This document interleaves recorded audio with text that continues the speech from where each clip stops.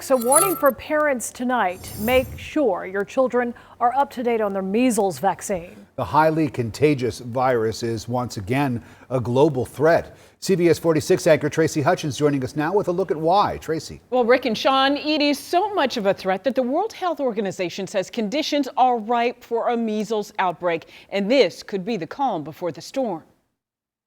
All done. While we've been focused on COVID-19 vaccinations for children, another threat is looming. It's measles, more contagious than COVID, and now a worldwide threat. We're slowly starting to see cases of measles starting to break out all over the world, and a few cases even in the U.S. Dr. Bindia Gandhi, an Atlanta-based physician, has closely watched the warnings from the CDC. Roughly 22 million babies around the world missed getting a measles vaccine during the pandemic when office visits were low.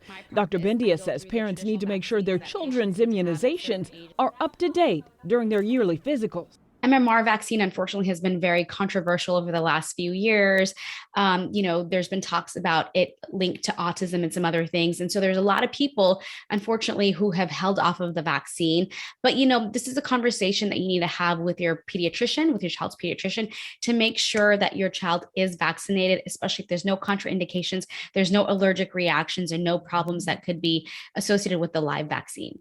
Measles is preventable with the MMR vaccine. Symptoms include a high fever, a cough, runny nose, watery eyes, along with a rash that appears all over the body.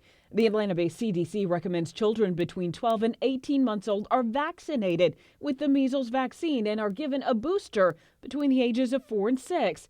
Who's at risk to contract the measles? Infants younger than 1 year old, pregnant women, and those who are immunocompromised. Now, the CDC estimates the measles vaccine prevents more than 30 million deaths each year. Rick? All right. Thanks very much, Tracy.